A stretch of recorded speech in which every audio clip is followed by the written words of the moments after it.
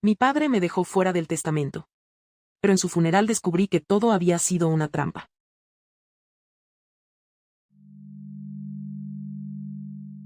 El día que enterramos a mi padre, mi hermano me sonrió frente al ataúd, me dio una palmada en el hombro, y me dijo, supongo que al final papá sí eligió a su hijo favorito.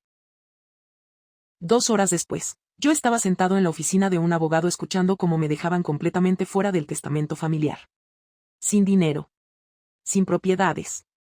Sin explicaciones. Nada. Pero justo cuando estaba a punto de irme, el abogado cerró la puerta, sacó una segunda carpeta escondida debajo del escritorio, y dijo una frase que cambió absolutamente todo. Tu padre sabía que iban a intentar robarte. Hola a todos y bienvenidos nuevamente al canal. Si les gustan las historias intensas de Reddit llenas de secretos familiares, traiciones, herencias, manipulaciones y giros inesperados, asegúrense de suscribirse porque la historia de hoy parece sacada directamente de una película. Y honestamente, mientras más avanzaba leyendo este relato, más claro quedaba que algunas familias no esperan a que alguien muera para comenzar una guerra. A veces, la guerra lleva años ocurriendo en silencio. Así que prepárense. Porque esta historia cambia completamente cada vez que parece haber terminado. Capítulo 1. El hijo incómodo. Mi nombre es Javier. Tengo 38 años. Y durante casi toda mi vida, fui el hijo incómodo de la familia. No el problemático. No el rebelde. El incómodo. Hay diferencia. Mi hermano mayor, Daniel, era exactamente el tipo de hijo que mi padre quería presumir. Elegante. Seguro. Ambicioso. Trabajaba en la empresa familiar desde los 22 años. Sabía hablar con inversionistas. Con clientes. Con políticos. Con cualquiera. Mi padre adoraba eso. Yo era distinto. Mucho más reservado. Estudié literatura. Sí. Literatura. Y honestamente, para mi padre eso estaba apenas un escalón por encima de vivir debajo de un puente. Recuerdo perfectamente el día que le dije lo que quería estudiar. Estábamos cenando. Daniel ya trabajaba medio tiempo con él. Y cuando mencioné la universidad, mi padre dejó lentamente los cubiertos sobre la mesa. ¿Y eso para qué sirve? Mi madre intentó suavizar el momento. Pero él siguió. No puedes pasarte la vida escribiendo poemas, Javier. Daniel soltó una risa pequeña. Y aunque parecía insignificante, ese tipo de momentos se acumulan. Durante años. Con el tiempo aprendí algo sobre mi familia. El cariño siempre estaba condicionado. Si tenías éxito, te amaban. Si generabas dinero, te respetaban. Si eras útil, existías. Y Daniel entendió eso mucho antes que yo.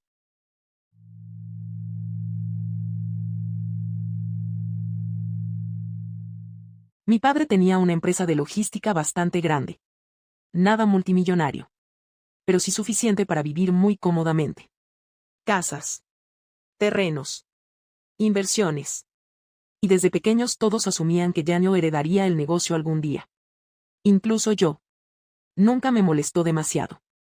Porque honestamente, jamás quise formar parte de esa empresa.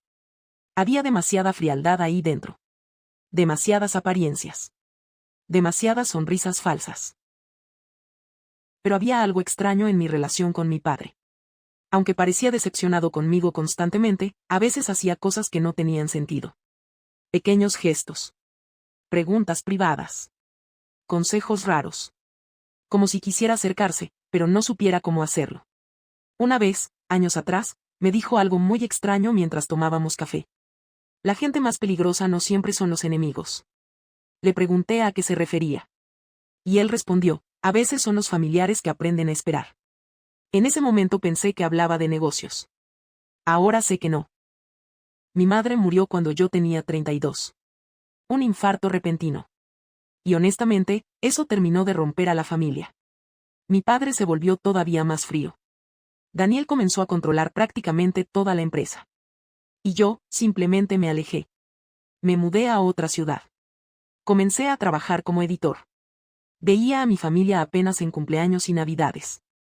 Y sinceramente, prefería que fuera así. Hasta que recibí la llamada. Era Daniel. Llorando. O fingiendo llorar. Honestamente, todavía no estoy seguro. Y dijo, papá murió esta mañana. Silencio absoluto.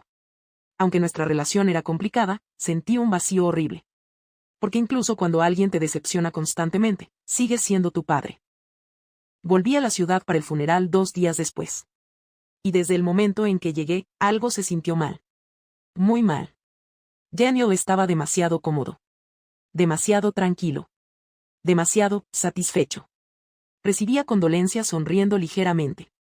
Hablaba sobre el futuro de la empresa. Sobre continuar el legado. Incluso antes del entierro. Y entonces ocurrió algo pequeño, pero extraño.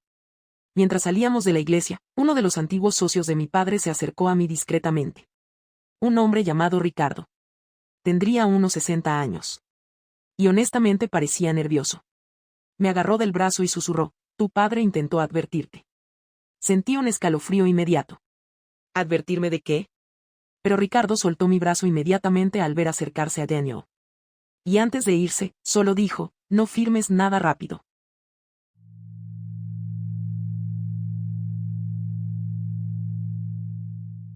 En ese momento pensé que hablaba de abogados. De herencias. De trámites normales. No tenía idea de que acababa de recibir la primera advertencia de algo muchísimo más grande.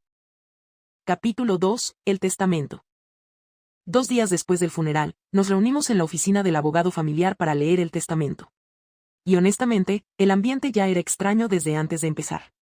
Daniel parecía demasiado relajado. Su esposa sonreía discretamente. Incluso había llevado una botella de vino para celebrar la vida de papá. Sí. Celebrar. Así lo dijo. Mientras tanto, yo me sentía completamente fuera de lugar. Como si estuviera entrando a una reunión donde todos ya sabían algo menos yo. El abogado, el señor Salas, era un hombre mayor que conocía a mi padre desde hacía décadas. Y honestamente, se veía incómodo. Muy incómodo. Revisaba papeles constantemente. Evitaba contacto visual. Y antes de comenzar, me miró varias veces como si quisiera decirme algo.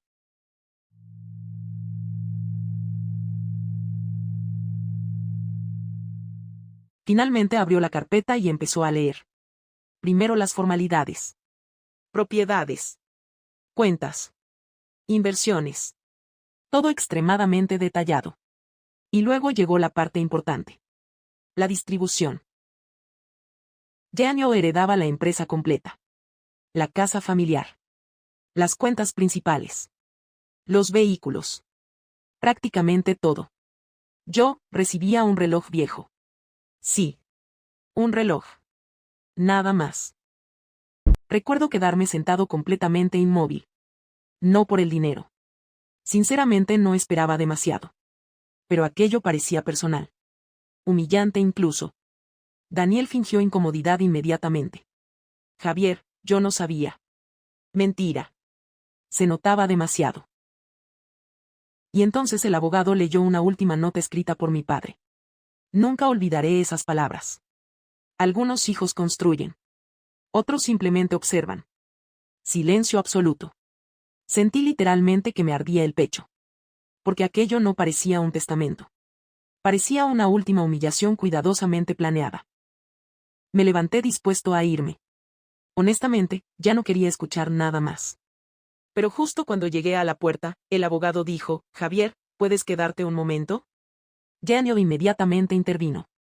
Lo que sea que tengas que decir puede decirse frente a todos. Y ahí ocurrió algo raro. El abogado levantó la mirada por primera vez. Y respondió, no.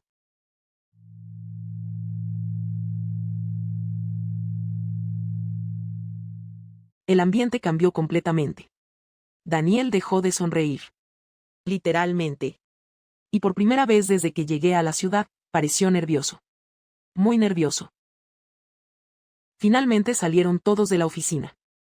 Y cuando la puerta se cerró, el abogado caminó lentamente hacia un pequeño archivador detrás del escritorio. Sacó una segunda carpeta. Mucho más delgada. Y dijo, tu padre dejó instrucciones específicas para entregarte esto solo si ocurría exactamente lo que acaba de pasar. Sentí escalofríos inmediatos.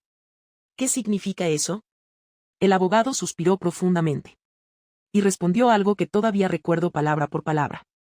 Tu padre creía que alguien estaba manipulando el testamento. Mi cerebro dejó de funcionar unos segundos. ¿Qué? El abogado abrió lentamente la carpeta. Dentro había documentos. Transferencias. Fotografías. Correos impresos.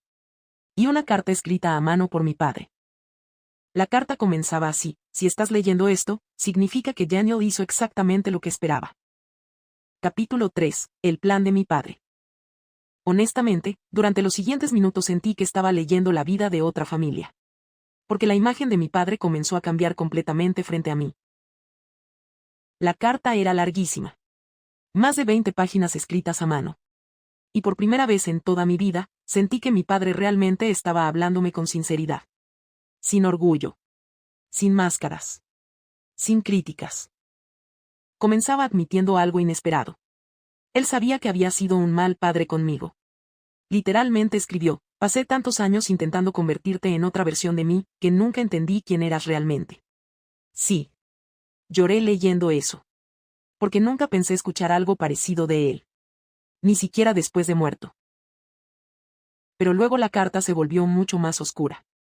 Mi padre explicaba que durante los últimos años comenzó a sospechar que Daniel estaba robando dinero de la empresa. Al principio pequeñas cantidades. Luego inversiones falsas. Después movimientos enormes escondidos mediante empresas fantasma. Y aparentemente, cuando mi padre intentó confrontarlo, Daniel reaccionó de forma aterradora.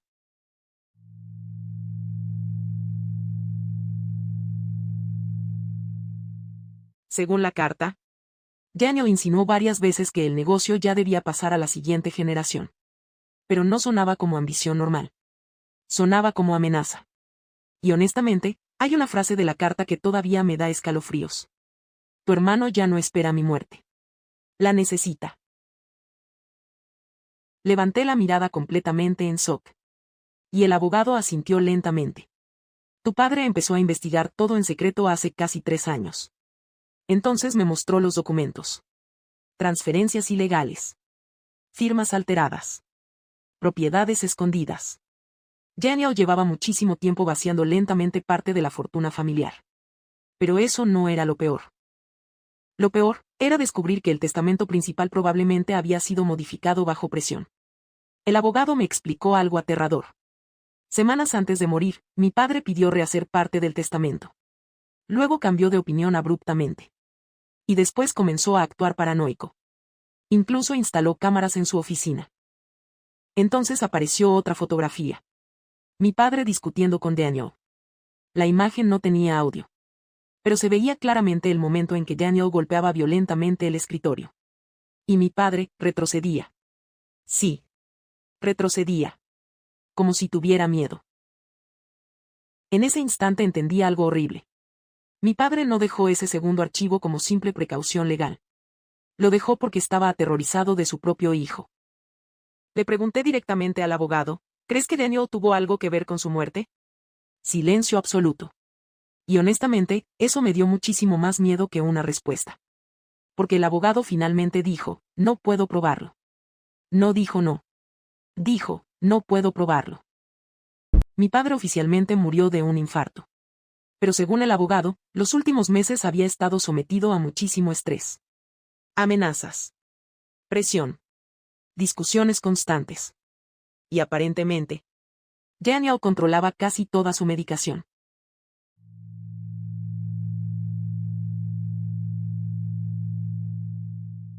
Antes de irme, el abogado me entregó una llave pequeña. Plateada. Muy vieja. Y dijo: tu padre quería que la usaras solamente si descubrías la verdad. Le pregunté qué habría. Y respondió: una caja de seguridad. Capítulo 4. La caja. Esa noche no dormí absolutamente nada. Porque mientras más pensaba en todo, más piezas comenzaban a encajar. Las actitudes de Daniel. Su tranquilidad absurda durante el funeral. La presión por firmar rápido. Incluso el comentario del hijo favorito. Todo sonaba distinto ahora. Mucho más oscuro. A la mañana siguiente fui al banco. Solo. Y honestamente, sentía paranoia todo el tiempo. Como si alguien estuviera siguiéndome. Tal vez era imaginación. O tal vez no.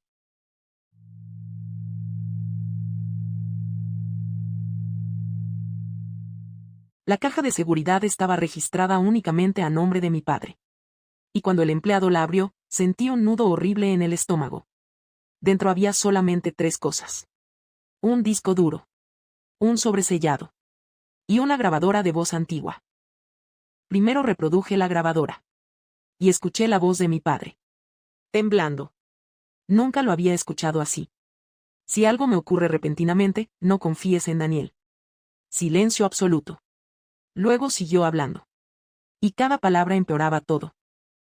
Mi padre explicaba que comenzó a grabar conversaciones privadas porque creía que Daniel intentaba manipularlo psicológicamente.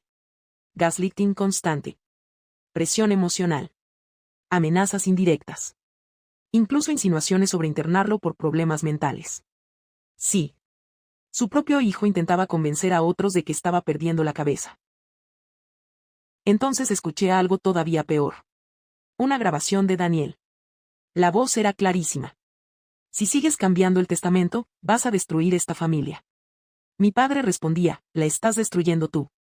Y entonces Daniel dijo algo que literalmente me heló la sangre. Todo esto ya debería ser mío. Tuve que detener la grabación. Porque honestamente, sentía ganas de vomitar. Luego abrí el sobresellado.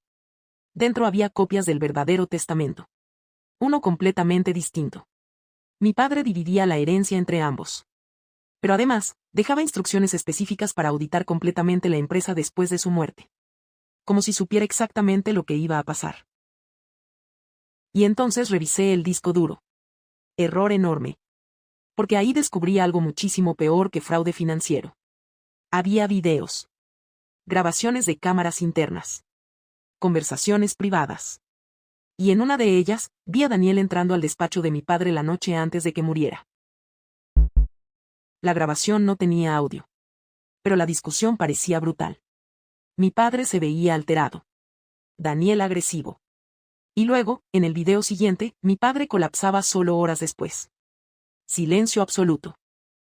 No había prueba directa de asesinato. Nada tan claro. Pero honestamente, después de ver aquello, ya no podía mirar a mi hermano de la misma forma. Porque incluso si no lo mató físicamente, sentía que lo había destruido lentamente durante años. Y justo cuando estaba procesando todo eso, recibí una llamada. Era Daniel. Y lo primero que dijo fue, ¿dónde estás? No, ¿cómo estás? No podemos hablar. Directamente, ¿dónde estás?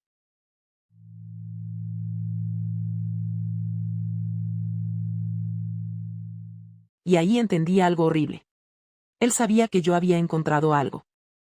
Capítulo 5. El verdadero legado. Mentí inmediatamente. Le dije que estaba desayunando. Que volvería a casa después. Pero Daniel guardó silencio unos segundos, demasiados segundos. Y entonces dijo algo que todavía recuerdo perfectamente. Papá siempre te subestimó. Silencio. Luego agregó, yo no voy a cometer el mismo error. La llamada terminó ahí. Y honestamente, por primera vez en mi vida, tuve miedo real de mi hermano. No miedo físico exactamente. Algo peor. Miedo de hasta dónde podía llegar alguien obsesionado con controlar todo. El abogado recomendó ir inmediatamente a la policía financiera. Y eso hicimos. Entregamos copias de documentos. Grabaciones. Transferencias. Todo. La investigación comenzó discretamente durante semanas. Y mientras tanto, Daniel seguía actuando como si nada estuviera ocurriendo. Incluso me invitó a cenar varias veces. Sí. Así de perturbador. Como si todavía creyera que yo no sabía nada. Finalmente, la empresa fue auditada oficialmente. Y todo explotó. Cuentas ocultas. Fraude. Lavado de dinero mediante compañías falsas. Daniel había estado usando el negocio familiar como una máquina personal durante años. Y honestamente, creo que pensó que nunca lo descubrirían porque mi padre moriría antes de actuar. Pero no contaba con la segunda carpeta. Cuando lo confrontaron oficialmente, Daniel explotó. No tristeza. No arrepentimiento. Rabia. Pura rabia. Porque según él, todo le pertenecía por derecho. Nunca olvidaré la última discusión que tuvimos. Estábamos en la casa familiar. Vacía. Oscura. Y él comenzó a gritar cosas que probablemente llevaba años guardando. Papá siempre te protegió. Yo me quedé completamente confundido. ¿Qué? Y entonces finalmente entendí algo enorme. Daniel creyó toda su vida que mi padre me quería más. Sí. Aunque pasé décadas sintiéndome rechazado, él veía exactamente lo contrario. Porque según Daniel, mi padre siempre me perdonaba. Siempre justificaba mis decisiones. Siempre hablaba de mí con orgullo cuando yo no estaba presente. Silencio absoluto. Y honestamente, aquello me destruyó. Porque significaba que ambos hijos crecimos sintiéndonos insuficientes frente al otro. Mientras mi padre nunca supo amar correctamente a ninguno. Daniel comenzó a llorar. Por primera vez en toda mi vida lo vi llorar de verdad.